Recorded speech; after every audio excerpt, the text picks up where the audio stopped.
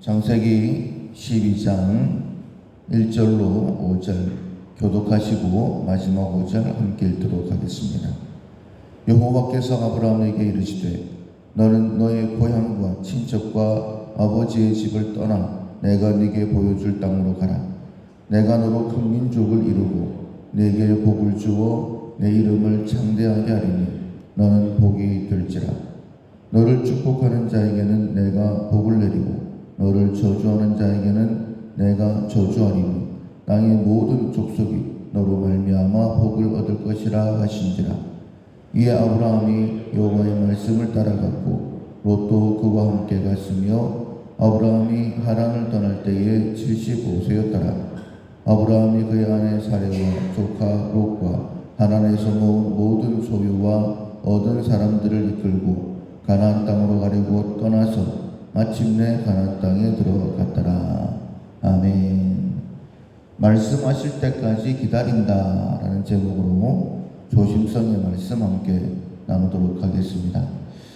하나님의 뜻을 잘 분별하고 믿음의 다른 사람들의 모습을 보면서 잘하는 때에도 또 잘못하는 때에도 배우려고 하는 그런 마음을 가지게 되면 조금 더 실수하지 않고 우리가 바른 길을 걸어갈 수 있습니다. 참 많은 실수를 했습니다. 가야 될 길을 가지 못하고 또 가면 안 되는 길을 갔다가 후회할 때가 참 많이 있었었죠. 그래서 우리는 이런 말을 합니다. 빨리 가는 것보다 바르게 가는 것이 중요하다. 열심히 하는 것보다 바르게 하는 일이 중요하다. 이런 말을 합니다.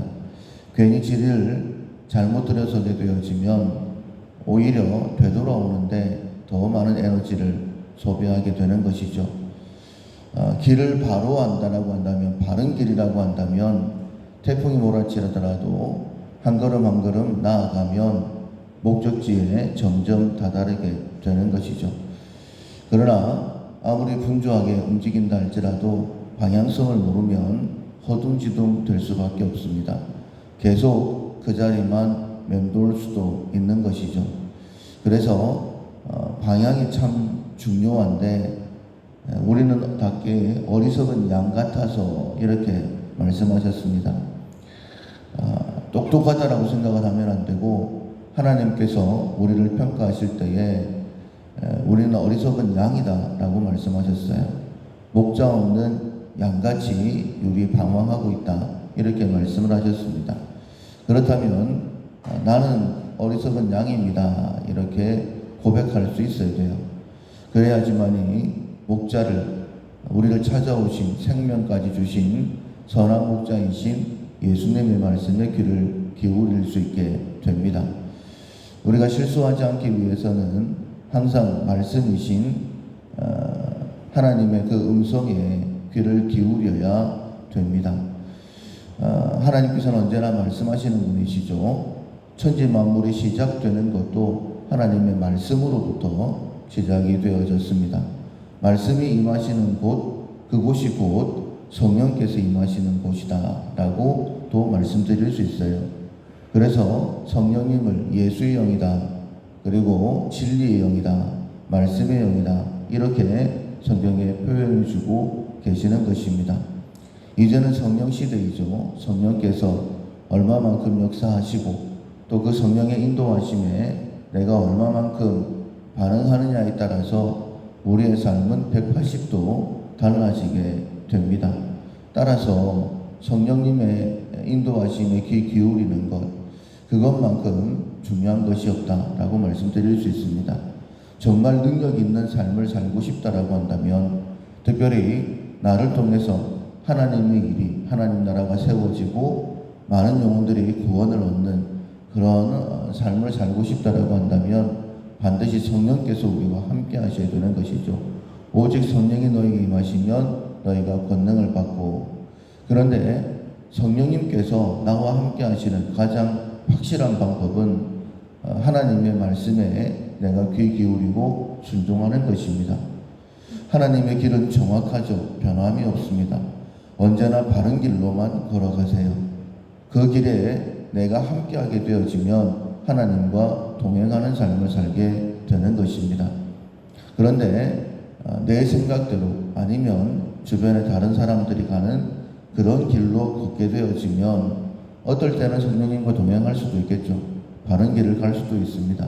그러나 많은 경우에 어리석은 선택을 할 수 있는 것이죠. 그래서 말씀하실 때까지 기다린다. 이 실천사항을 이것을 기억을 하고 꼭 말씀하실 때까지 기다리는 그런 훈련이 우리에게 있어야 됩니다. 말씀하시면 내가 한 걸음 나아가고 말씀이 없으면 멈춰서고 그게 오히려 여유가 있고 실수가 없는 그런 삶이다라고 말씀드릴 수 있어요. 평생에 하나님을 몰랐고 그리고 우상을 만들어 파는 아버지와 함께 살았던 아브라함, 우리가 하나님께서 그를 믿음의 조상으로 세워주셨다는 것 잘 알고 있습니다. 하나님께서 어떻게 아브라함을 믿음의 조상으로 세워주셨느냐, 그를 찾아오셔서 말씀을 주심으로부터 시작이 되어집니다. 아브라함이 첫 번째로는 갈대아 우르에서 하나님의 말씀을 듣고 나와왔죠. 그러나 우리가 알고 있는 것처럼 하란에서 머무르게 됩니다. 우리도 그럴 때가 많다라는 사실을 꼭 기억하셔야 됩니다. 말씀을 쫓아 나왔다 할지라도 그냥 내 생각, 내 판단, 여기가 좋은데 라는 그런 생각으로 멈춰질 때가 많이 있다라는 거예요. 그때 다시 한 번 더 하나님께서 아브라함을 찾아가시죠. 그리고 또 말씀하십니다. 본토 친척 아비 집을 떠나서 내가 네게 지시할 땅으로 가라. 아브라함의 발걸음의 시작은 하나님의 말씀으로부터 시작이 되어집니다. 그리고 내가 너로 큰 민족을 이루고 네게 복을 주어 내 이름을 창대하게 하리니 너는 복이 될지라. 너를 축복하는 자에게는 내가 복을 내리고 너를 저주하는 자에게는 내가 저주하리니 땅의 모든 족속이 너로 말미암아 복을 얻을 것이라. 아브라함에게 주어진 복이기도 하지만은 아브라함이 감당해야 될 사명이기도 하고 그리고 하나님께서 아브라함을 통해 이루시려고 하는 목적이다라고도 말씀드릴 수 있습니다. 아브라함만 그런 것이 아니죠. 아브라함은 우리의 본이 되는 사람이고 하나님께서는 우리를 통해서도 동일하게 이처럼 역사하기를 원하신다라는 거예요. 우리가 복이 되어지고 천하 만민이 우리를 통해서 복을 받기를 원하는 그런 삶이 가장 복된 삶이다라고 말씀드릴 수 있는데 그러려고 하면 먼저는 하나님의 말씀이 임해야 되는 것이죠. 그리고 결국은 아브라함은 그런 삶을 살게 됐습니다. 그 이유가 무엇이냐면 먼저는 말씀이 임했고 두 번째로는 4절에 있는 말씀처럼 이해라는 말씀이죠. 아브라함이 여호와의 말씀을 따라갔고 롯도 그와 함께 갔으며 아브라함이 하나님의 말씀을 쫓아갔기 때문이다 라고 말씀하고 있습니다. 물론 뒤에 보면 하나님의 말씀이 없는데도 불구하고 자기 생각에 먼저 판단하고 길을 걸었다가 실수하는 내용들도 참 많이 나옵니다. 그런 실수를 반복하지 않는 것이 시간을 아끼는 가장 좋은 방법이겠죠. 우리가 조심성에 품성 훈련을 하면서 오늘부터 특별히 3일 동안에는 하나님의 음성에 귀를 기울이고 한 걸음 내딛는 하나님 무엇을 해야 됩니까? 라고 묻고 하나님께서 말씀하실 때까지는 그냥 한 번 더 멈춰서 있을 수 있는 그렇게 여유 있는 삶을 살아가는 우리 모두가 될 수 있기를 주님의 이름으로 축원합니다. 아멘.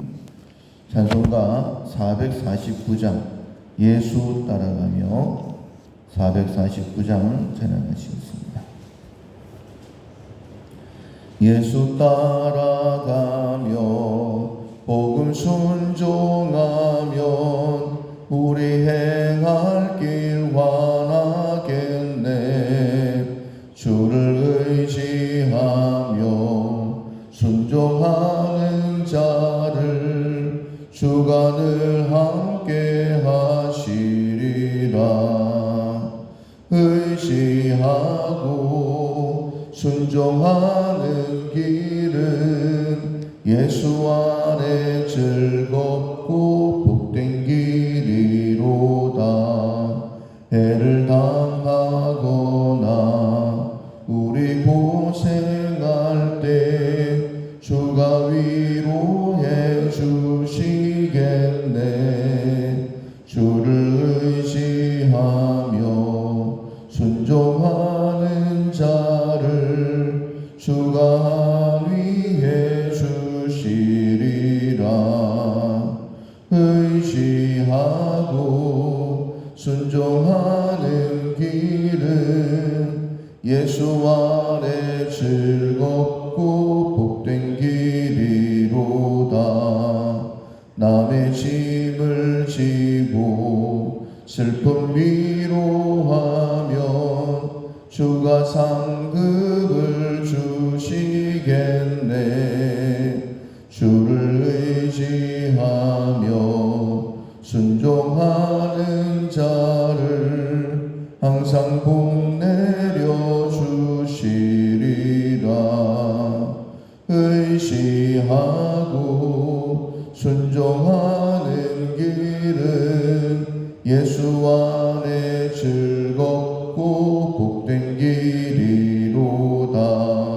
우리 받은 것을 주께 다 드리면 우리 기쁨이 넘치겠네.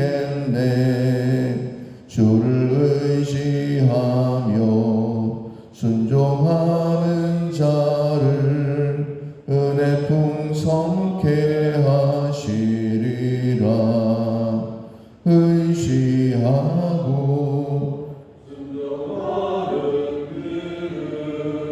예수 안에 즐겁고 복된 길이로다.